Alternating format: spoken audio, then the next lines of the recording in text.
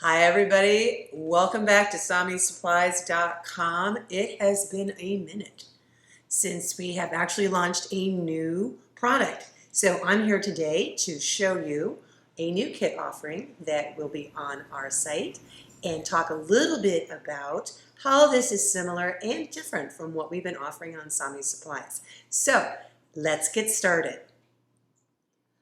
Okay, so I always like to, at the beginning of every class that I give in person and online, is to give you a little bit of a historical provenance about what you're doing today. Like, how is this different from the Sami bracelets that we're making as opposed to a Viking Posament? What does that even mean? Well, here's the thing. Viking Posament is something that has been found in very early Viking graves in Berka, Sweden between the 8th and the 10th century. Now, the reason they're called posaments is because a German researcher during that time in the early 30s, I believe German, basically referred to these as something very close to a French word called a passement. And while that they are not, the two words aren't related, they do share similarities regarding the actual knotting and creation of these particular types of decorations. Now, the difference between these and the Sami bracelets that we've been making are a couple of things. One, the Sami bracelets, we are actually doing braiding, where we're actually weaving things together. These types of pieces are actually knotted. So, two different things. We've got weaving and braiding and then also knotting. So some of these are examples of the different types of posaments that have been found in grave goods in Sweden. And while we don't exactly know what they were used for, how they were used, we do know that they were a decoration that was probably attached to a textile that decomposed long over many, many years. So we also have been finding these in grave goods of men and women, more men than women, and usually around the headband area. Maybe this was something that was attached to a headband, also small little pieces attached maybe to cuffs or some other element like a pouch or a bag. But this again is something very closely related to a textile technique, whereas this piece is actually braided and then attached with another thread to a piece of fabric, a piece of leather, or a piece of wool. And there's one more thing that is kind of a remarkable sort of difference between the pewter thread that we use for the Sami-inspired bracelets and what was actually found in the grave goods. The types of posament pieces in the grave goods were actually made out of silver or gold, which is why they survived a really, really long time. And same sort of thing, a very thin wire spun around a cotton or silk cord. Now, while there are lots of different types of posaments that can be woven, the one that we're going to focus on today is actually called the Josephine knot. Okay, so in your kit, you should have pretty much everything that you need in order to make this bracelet, the Josephine knot, but there is some things that you will need to have on your own. So one of those things happens to be a pad. Now, I have these pads online on our site, which you can purchase if you like. But if you're somebody who has like either a felt covered board or a piece of foam, that will work just as well. These are a little bit short. You might see some longer ones online, like these jeweler pads, where I have all of these posament examples displayed. But seriously, you just need to have something that is a little bit of a soft surface with a little bit of pushback on it. So also have some pins in your kit here. And basically, we're going to be doing an 18 knot bracelet. What's kind of interesting about this is that because the Vikings were such seafarers and would go in and out of all different kinds of ports, it's been speculated that this type of knot refers to a lot of nautical type knots that sailors would actually work on. So that's what we're going to be working on here. So the pad you can order separately unless you have something on your own. And the pieces of tin thread, I would love to be using silver or gold, maybe in a new kit down the road, but this is going to be the same type of material that we've been using for your Sami-inspired bracelets. And again, 96% tin, 4% silver. And this is going to look a little daunting because this is actually about 92 inches of pewter thread cut into two 46-inch sections. And so what you're going to do is you're going to double these over, try to even them up on the ends here as much as you can.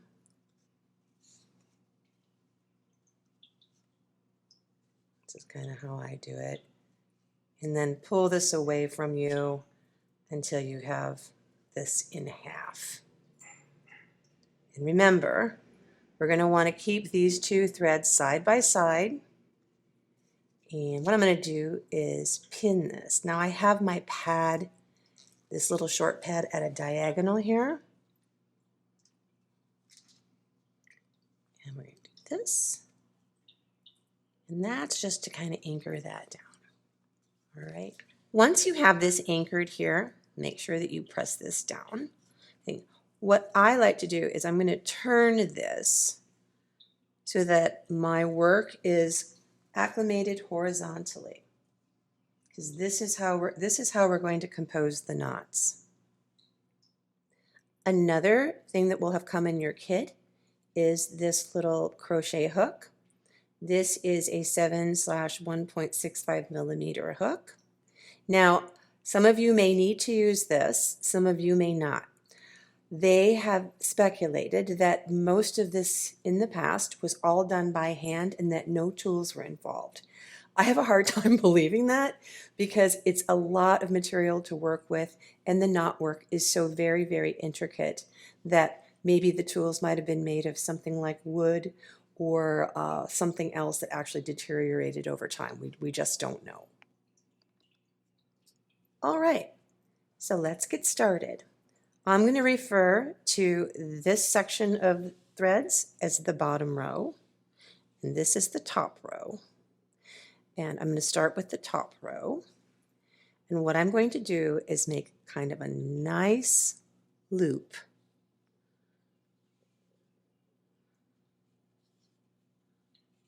over the top of this bottom row.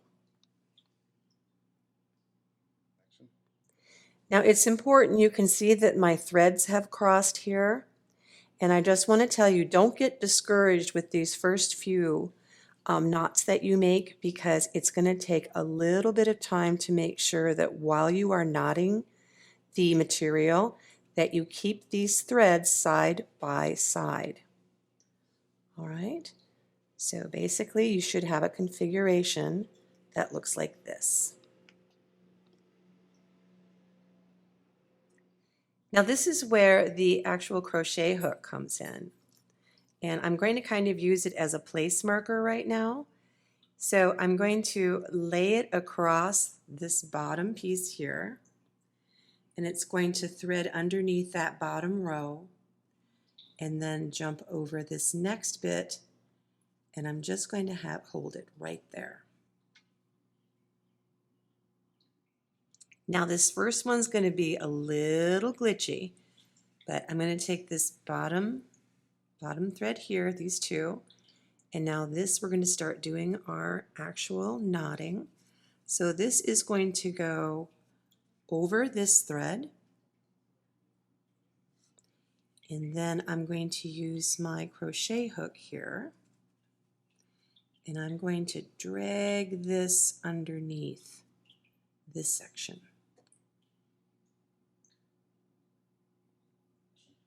All right, now my next thing that I want to do is basically take these threads, and this is going to be threaded under, over, under, and exit out this loop.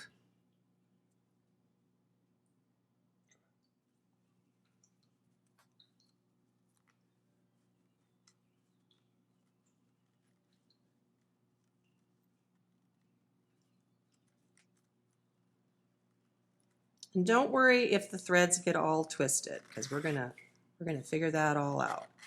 Now this is a lot to pull through. It's just looking like a hot mess.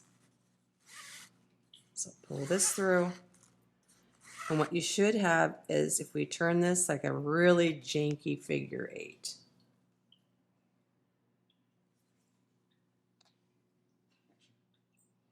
All right, now it might help at this point to actually take your little pad and have the point of this face to 12 o'clock. And just make sure that you keep all of these threads nice and loose. Here I've got a twisted one, so before I start pulling this tight, I'm going to straighten this out. All right, so that the threads are still all parallel. Still very loose. I'm keeping this very loose. Now, in order to get a really, really tight knot like this, the trick to this is to grab these 2 little sections down here and start pulling. And I mean, just give yourself a lot of time to do that. And then pull very slightly with your tails here on the end. Feeding this up all the way to the pins. Press here and start pulling. Press and pull.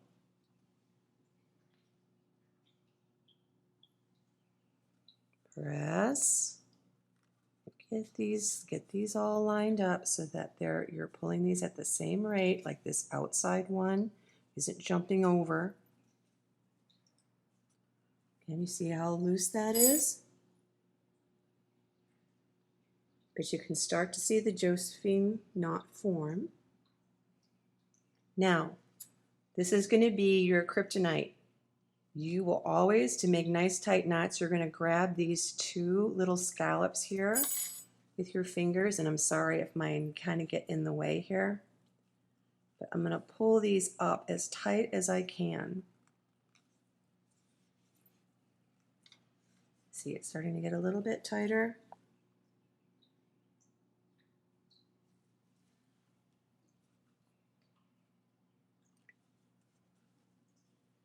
And just remember, you've got to really pay attention to the tension.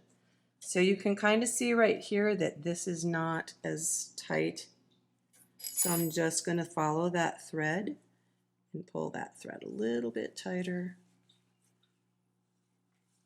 here. And now I can really pull this tight. And I've got my first knot.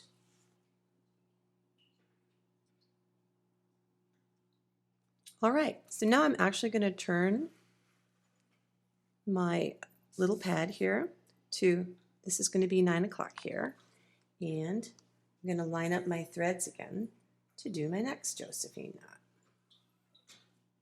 All right, so if you remember, we're going to make a nice big lazy loop.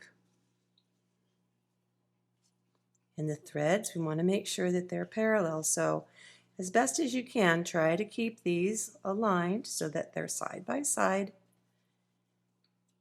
And I just want to be super honest, when I was learning how to do this myself, it took me like, I think it was 10 minutes to make one. So be really kind to yourself and take your time.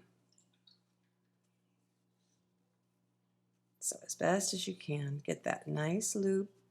Try to keep your good form here, just like this. And then we're going to use our crochet hook here. We're going to go over this section, under this section, over and under to hold that shape in place. Now you can see here that I've already got a couple of threads that want to skip over each other. So right now I'm going to straighten those out. It's a lot of futzy work, which is why I am wondering how ancient man actually did this without tools, to tell you the truth. So now I've got all my threads aligned. All right, now we're going to do our next one. So we're going to take this bottom piece here. This is going to travel over this top thread. Again, don't be too concerned if it twists up here. We're going to kind of bring this off to the right. And my main idea is to actually get this thread to pass in the actual path of our crochet hook. So this needs to pass under here. And then I'm going to bring my crochet hook here and I'm going to try to grab those two threads. You might want to try doing one at a time if that's better for you. I get super duper impatient with myself, so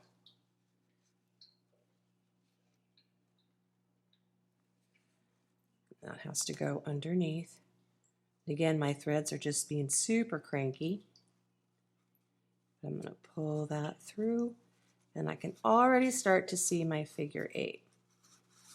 Just remember to keep it nice and loose. Now I'm going to turn my pad to 12 o'clock. Oops, my little guy came off there. And now I can futz about with making sure that my threads are all parallel to each other. And again, these two sections here are going to be your best friends. You're going to pull that and then start to tighten this up. Not too much.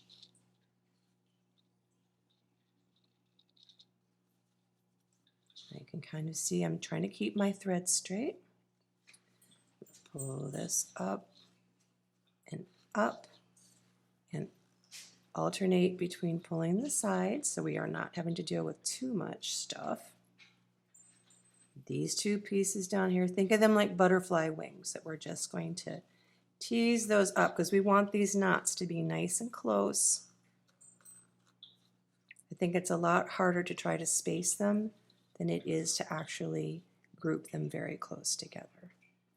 And you can see I'm using my finger to press down quite a bit. All right, again, just take your time. It helps sometimes to lift this up a little bit. And now I'm really going to town, so.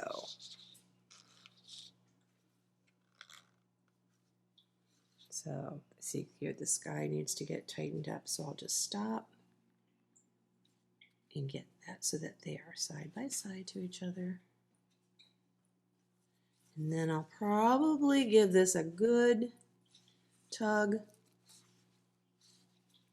And there we are, nice and close to our friend here.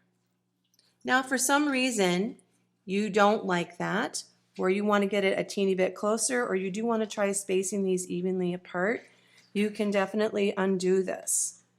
But you don't want to rework the material too much because it is coiled wire, and if you really start to stress it out, it will start to come apart. Action. All right, so now this guy, you can see how close this is. That's how I like to do mine. Like I said, you might want to space yours apart, but it's hard to actually do that if you're just beginning. I kind of like them as close together as this. So I'm going to just go ahead and do a few more here. Turning my pad sideways, lining this all up. And after you get about 3 or 4 of these knots done, your material won't be so long to have to deal with. So I know it's a lot to handle.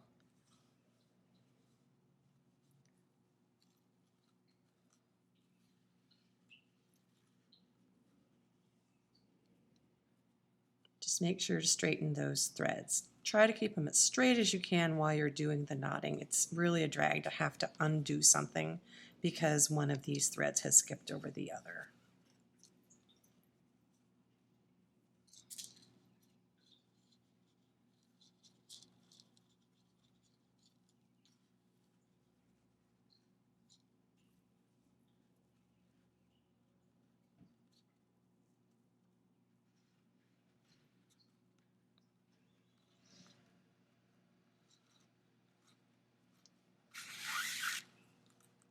So now I've got some straightening to do. I'm going to turn my pad. Oh, I didn't do too bad, but this guy decided to jump. You want to make sure that these threads are parallel in the proper placement before you start pulling the knot tight. So check up here, Let's make sure that you're going where you need to go.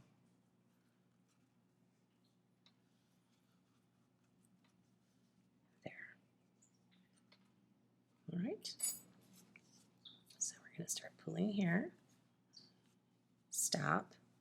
I like to put my finger right where this is and start pulling these threads a little more snug.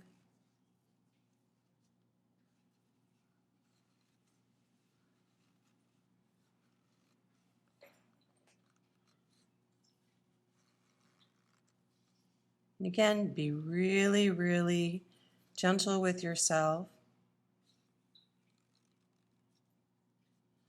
while you're doing this. Sometimes helps me to like pick the whole thing up and run this up and pull.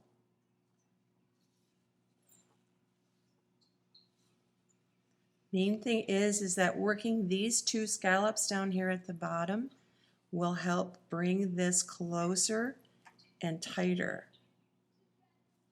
to your knot.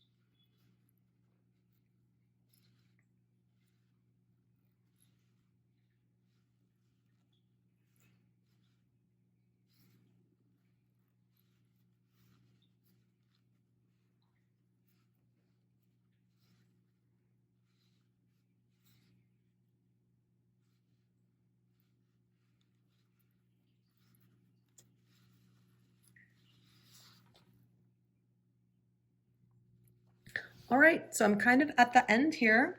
Well, actually, I'm at the end. And if I count all of these up, each individual knot, I should have about 18. Now, I can't really predict with each person how loosely or how tightly you're going to weave, so you might end up with less. Or if you're like real hardcore, you might want to actually like try to get one more knot with the little bit of surplus we have here at the end. But 18 seems to be just fine for me. Here, you can see that.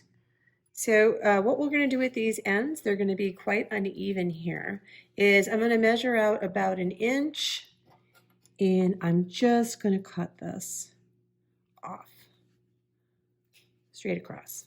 All right, that's all I need to do. All right, now I don't need my pins anymore here. I can take those out. So I have this nice braid. And something I do like to do here on this loose end, this is very, very tight. So some people might do this, some might not. But it always is a good idea to secure these ends while you're working. So I'll just pick one of these strands here. I don't care which one. I'll just pick this one. And I'm just going to uncoil that wire from the cotton cord here, just real quick. And actually, I'm just going to wrap this around these guys just a couple of times just to keep them together. All right.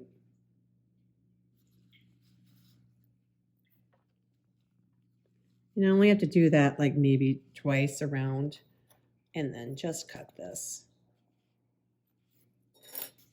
All right. That's what we got going on. All right. In your kit, you will have received a piece of reindeer hide. Now this, if you've taken some of the other courses or you've done some of my other kits, you're going to realize that there is a polished side here And if you flip it over, there is a suede side or kind of a fluffy side. We're going to attach our braid to the polished side here. Now, you will, in your kits, it'll be like anywhere from 6 3/4 to 7 inches long of a strip. If you need a strip longer than this for your bracelet, please drop me a note and I'm happy to send you a longer strip at no extra charge. It's not a big deal. If you go to our tips and tricks videos, you'll see that the way I measure these strips out is basically by taking the strip and literally laying my wrist across the top here and balancing the leather so that these two ends just meet. They just need to meet. By the time you put a loop and a button on it, it adds almost 3/4 to an extra inch on here. So depending upon how tightly you like to wear your bracelets or how loosely, I will tell you that all of those things will stretch with time. So better to err on the side of making something a bit more snug than too loose. All right, now we're ready to attach our braid to our strip here. And this is where we were actually going to be cutting 2 little slots here on the side and feeding these ends in. So I'm going to center my braid here. I'm going to eyeball this and basically take my measuring tape and measure right up to the end of my braid here. And as you can see, it's roughly about 1 1/8 on either side.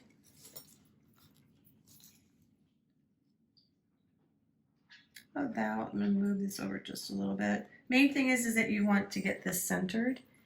And what I do myself is basically take my scissors and just make a little mark next to usually the knot on the right. So I've got a little mark right here. And then if you remember from any of the other kits, or if you don't, this is the polished side. I'm now going to fold this lengthwise here where that little mark is, and I'm going to make a very small cut here. You're going to want to use a pretty sharp scissors for this because this is leather. And don't make this cut too big. You're only just going to make it small enough so that you can feed this through. Now, the way I make it so that it's even on both sides is I will double this over into a little H and do the same sort of mark here. And I'm doing this on white leather so you guys can see it. And then the same sort of thing. I'm going to fold this lengthwise and I'm going to make a little cut here, just using the tips of my scissors. Okay, just a little cut. If you make this too big, the end of your bracelet or your braid here is going to go wobbly woo in there, so we don't want that. So at this point now, I can just go ahead and this end that you had your loop, you can start either end, it doesn't really matter. What I'm going to do is I'm going to kind of compress this a little bit and feed this through to the opposite side. And if this cut is too small for you, then you can always go back and make it bigger. So I've got one end in there. Pull it as snug as you can. So that knot is right up to there. Okay. Now here's where we're going to do a little bit of gluing. This is the type of glue that I like to use. I use this in class. I used to use rubber cement, which I still will use on occasion, but this stuff isn't as fumey.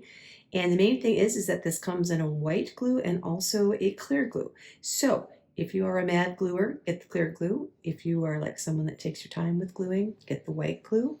But I think it's always a really good idea to have some toothpicks on hand here, basically. And we're just going to tack down this braid. Now you'll notice I left one end kind of undone here. And all I'm going to do is I'm not going to unthread this. I'm just going to move this off to the side and I'm going to take my glue and just do a very thin line right down the center. If you think it's better you don't feel as confident doing that, you can always put glue on toothpick if you want to. This stuff stays tacky for a while, so you can also use this too.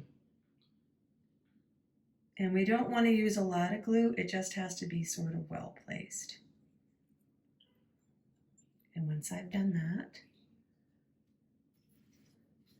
I'm going to turn this around and I'm going to thread my other end through this hole. And you got a couple threads you got to get through there.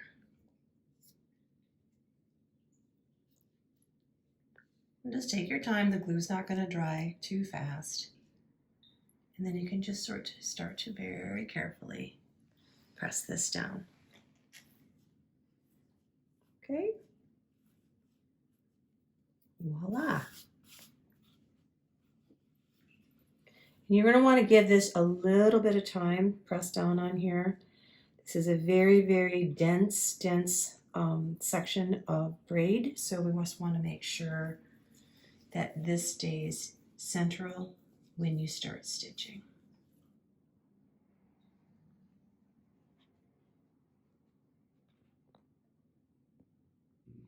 Okay, so this is on here nice and secure.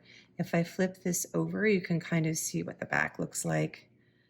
And we might further trim these little tails, but for right now, we're just going to leave things as they are.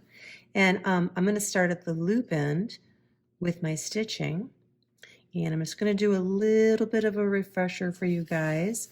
On your card, you will have received a certain amount of this clear thread here, which is awesome because I am not a stitcher. So if you aren't either, this is what we're going to use to attach the braid to the leather piece here.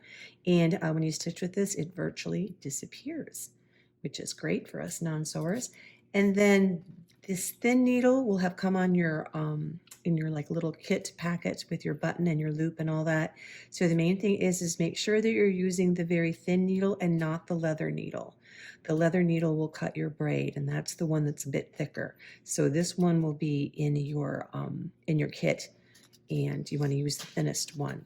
So we are going to go ahead and knot this up. I'm just going to stick this in my pad for right now.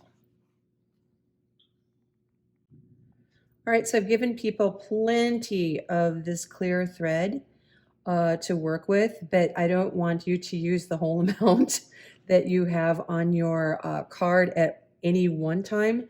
So you're just going to want to measure off on your card about 18 inches of this clear thread. You're going to have to add thread probably about halfway through your bracelet.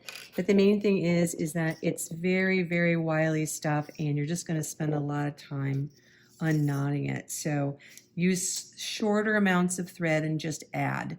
It's kind of like knitting. You've got to add yarn at some point. So, and then this is, we're going to thread this needle here on the end, and see if I can do this without my glasses. Look at that. And this is kind of specific. You're going to want to double knot this clear thread right up to the eye of the needle. So I'm just going to stop talking for a second and do that.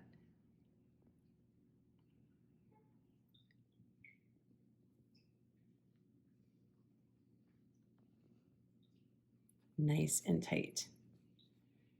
Now you're going to grab this long piece and the short piece in your left or your right hand. You're going to want to pull the needle away from that knot. You don't want that sitting in the eye of the needle because it can come undone.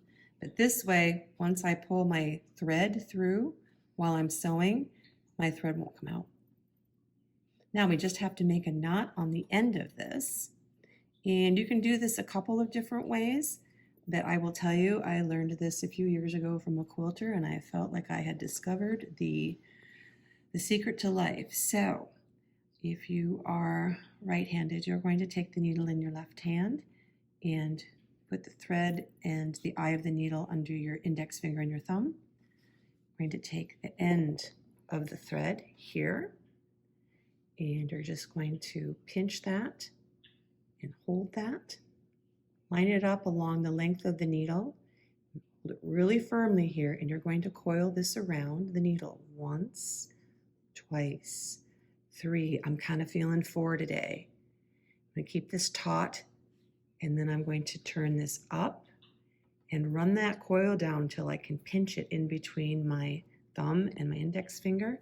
I'm going to keep pinching, and I'm going to pull the thread through and away from me, and pretty soon you will feel a knot form, and there you go.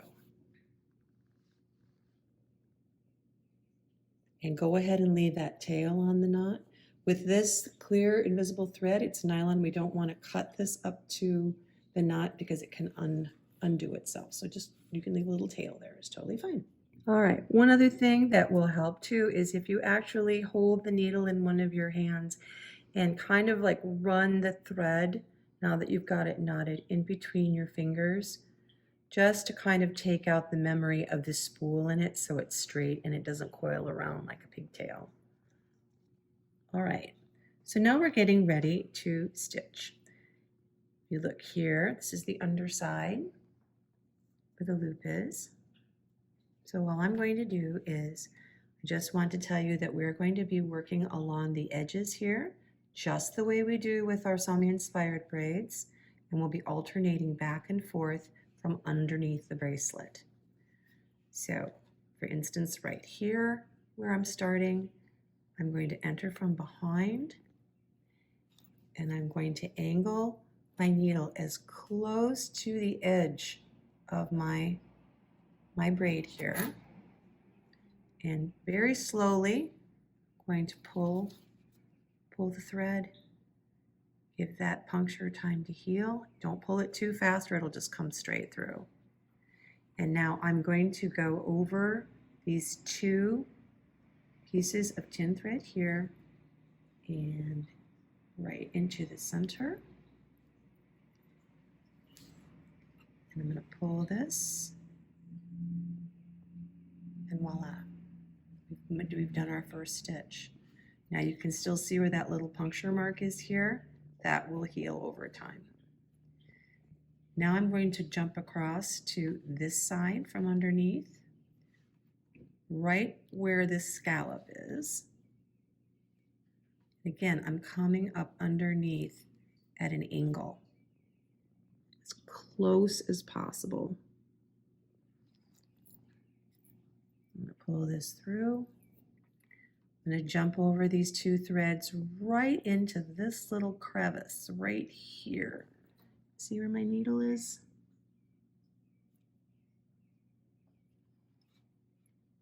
And I'm going to pull that through. Make sure to pull the thread snug so that it actually buries itself in between the wires here. All right, I've done that side of the knot. Now I'm going to go over here. Again, I'm just going to come up really close to the edge. Jump over these 2 threads and go right into that little opening right there.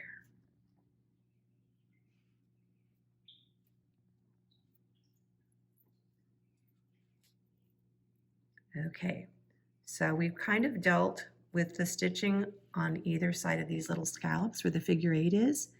So where these little connector arms are here in between, we still need to put a stitch there. So again, I'm just going to come up on the side. We're kind of zigzagging. I'm going to run over 2 of these threads right into that little opening. Push this through.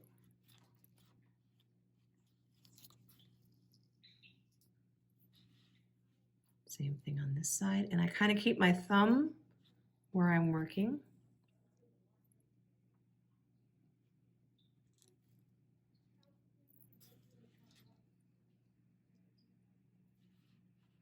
Back to the figure 8 again. We're basically tacking the sides down.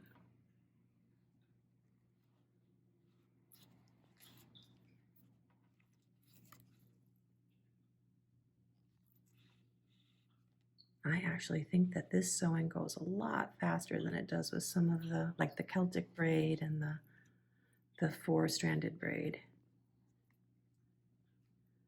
Okay. And you're going to continue all the way down until you start running out of thread, but don't run your thread all the way down. You're going to want to leave about an inch, and I'll show you what to do when you need to add thread.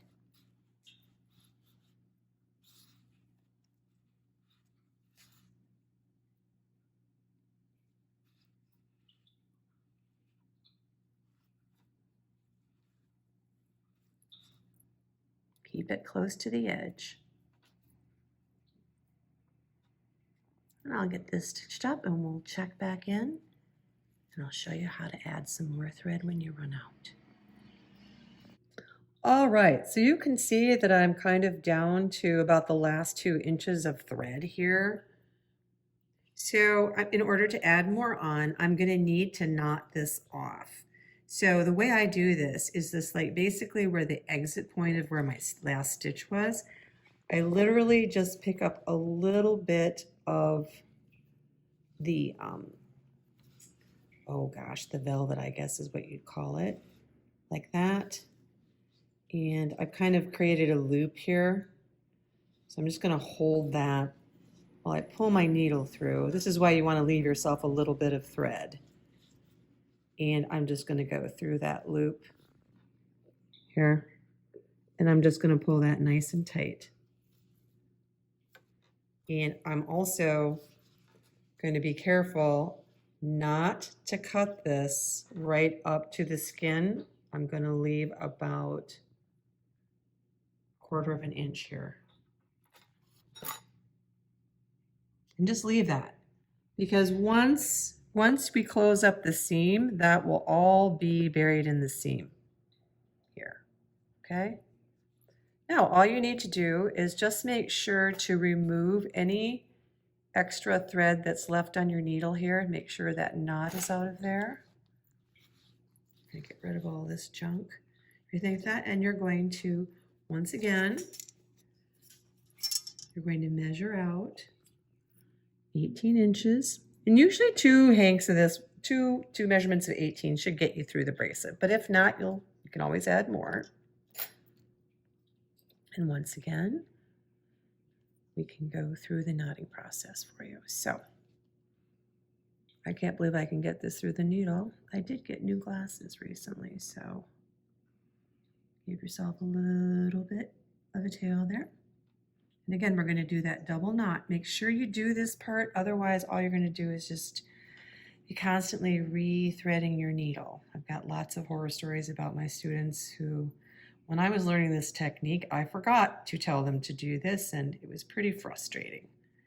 So just remember to pull that. All right, and then we're going to get that knot going.